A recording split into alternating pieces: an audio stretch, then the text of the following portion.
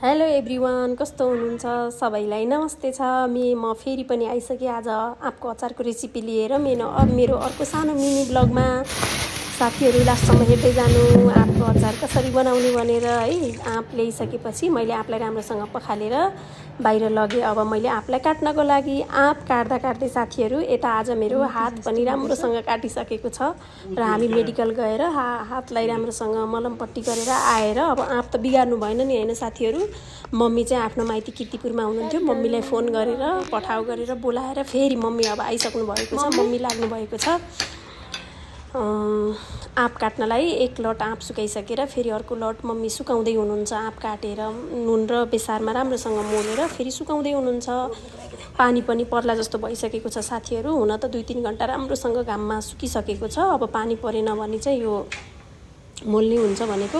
हेर्दै हेर्नु साथीहरू, यति ठुलो पानी पनि पर्यो। पानी परिसकेपछि यो यत्तिकै भएपछि यो चाहिँ अर्को दिनको हो। अर्को दिन चाहिँ म मेरो घाउ चाहिँ ड्रेसिङ गर्न हस्पिटल गएर आइसकेपछि 2-3 बजीतिर आँपहरू सुकिसकेपछि यो चाहिँ मसला ज्वानो, तोरी, मुङ्ग्रेलो, मेथी, जिरा, धनियाँ सबै हो।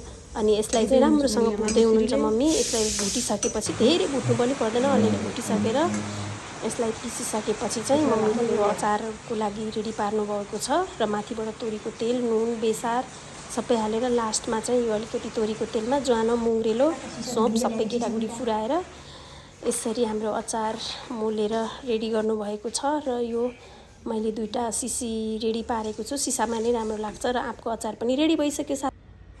आँपको अचार रेडी भइसकेपछि अब खाजा पनि खानु पर्यो होइन त साथीहरू। बच्चाहरू पनि स्कुलबाट आइसकेपछि मम्मीले यो चाहिँ कि हाम्रो त ठकनी रोटी भन्छ है, चामलको रोटी घिउमा मुछेर यसरी तेलमा पकाउँछौँ। यता चाहिँ यो नानी र बाबुलाई जिस्काउँदैछु मैले।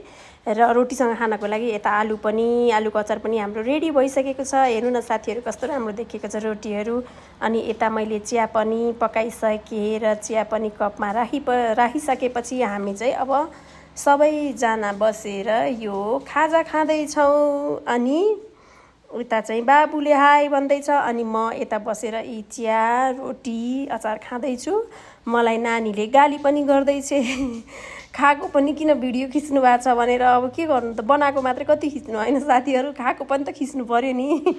बनाएपछि त खानु पर्यो, खाएपछि खिच्नु पर्यो। सबै खिचेपछि हजुरहरूले पनि मलाई गाली नगर्नु होला है, किन खाएको खिचेको भनेर। हस् त, बाई बाई।